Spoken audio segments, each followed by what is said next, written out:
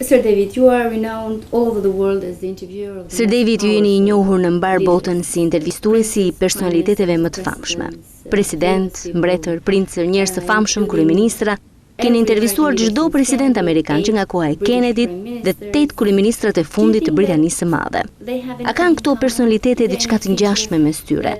Ndonjë karakteristik që gjendet tek disa prej tyre, ose ndonjë e veçantë që I dallon prej nesh të vdekshmit pjesën tjetër. That's very interesting. Well, I think there's one thing that springs to mind immediately is that most people who have Edhe kjo është një pyetje shumë interesante.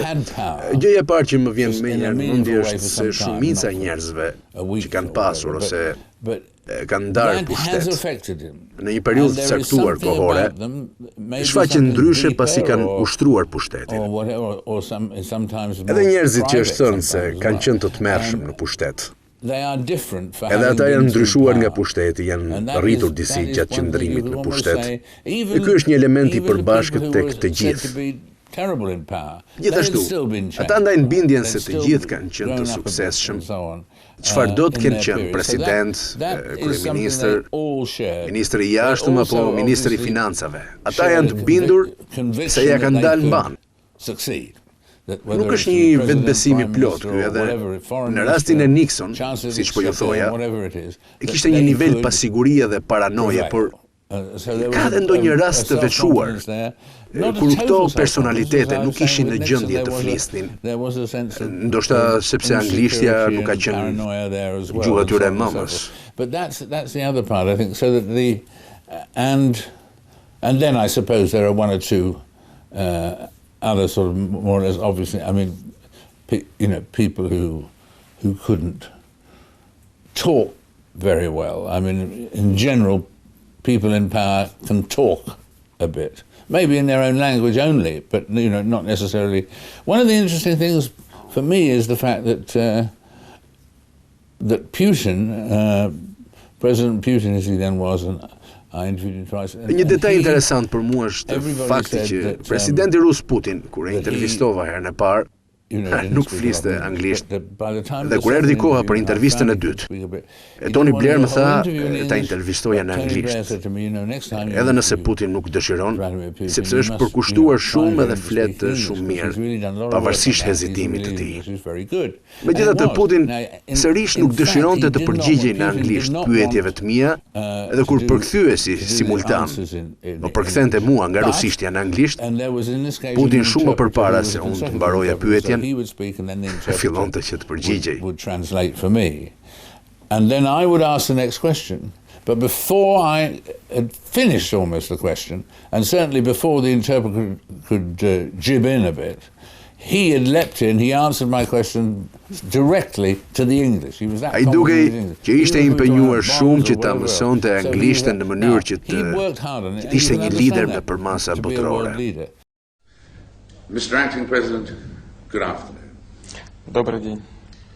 Good afternoon. There we are, speaking English.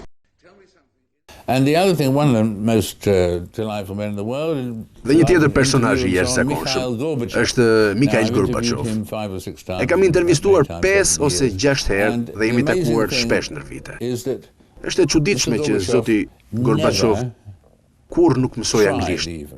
As e mori mundimin asnjëherë. Nuk flet asnjë fjalë anglisht, as sot e kësaj dite. Edhe është interesante sepse ka qenë në qendër të vëmendjes së gjithë botës. E ka ndryshuar botën që prej 1984 edhe ndokush mund të mendonte se do të kishte bërë përpjekje të mësonte gjuhë. Po ndoshta një shpjegim është përkthyesi I tij fantastik, Pavel. Nëse Gorbachevi do të ishte duke na folur, ne të dyve tani rusisht, ai do të fliste për 2 minuta rresh në gjuhë të komplikuar edhe kur ai të mbaronte fjalimin, do të kishin mbetur vetëm 3 fjalë të papërkthyera ende në anglisht. There would have been only 3 words left that Pavel needed to add to complete his translation. He was absolutely up to the minute all the way through it. I mean, and they almost have an osmosis between them. Welcome back to this special program marking the 20th anniversary of the fall of the Berlin Wall. In 1989, as this model shows, the Soviet Union was a superpower. both in terms of size and influence. During the 70s and early 80s, relations on either side of the East-West divide became so strained that there was a genuine fear of nuclear war as the United States and the Soviet Union built up stocks of nuclear missiles. One man was to change the Soviet Union and history. Mikhail Gorbachev came to power in 1985 with an agenda of reform. By mid-1989, Poland and Hungary had embraced multi-party elections. By November the 9th, 1989, Europe was irreversibly changing. I talked to Mikhail Gorbachev in Berlin earlier this week. Mr. President, it's great to see you again. Looking back to the great night of November the 9th, 20 years ago, on that day, how did you learn that the wall had started to fall that day? Who told you? Well, I learned about it the next morning. My international experts told me the ambassador had called, the Soviet ambassador had called, and so I learned the next morning. I, of course, was quite aware about what was happening in Germany, in the GDR. I knew that Germans were all worked up, and that is because important things were happening in the world. The Velvet Revolutions, the democratic elections in the Soviet Union and the United States had developed a friendly relationship, and also with others. And at that same time, Germany was still like an island. There was no change happening in East Germany.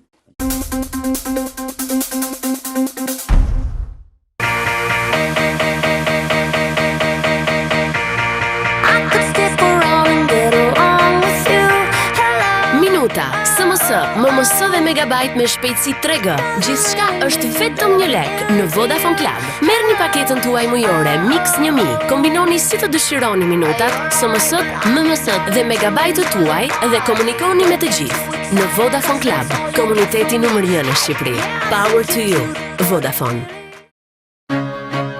Universiteti Kristal.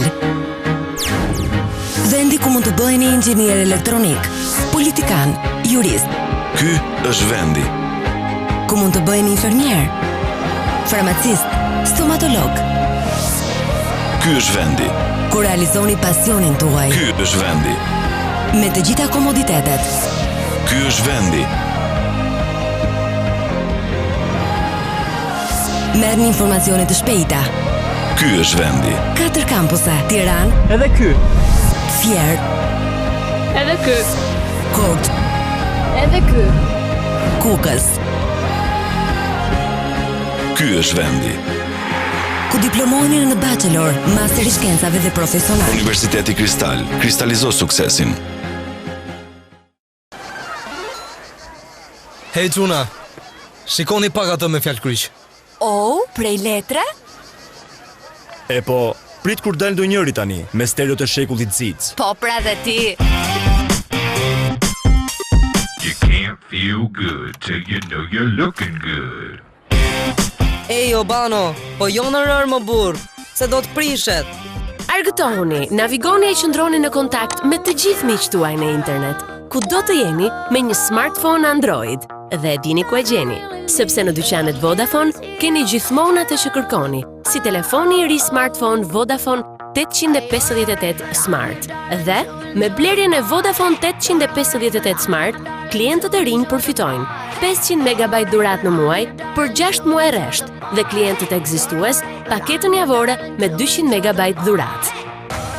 Ju mirëpresim në dyqanet Vodafone, gjithmonë një hap pranë jush. Power to you. Vodafone.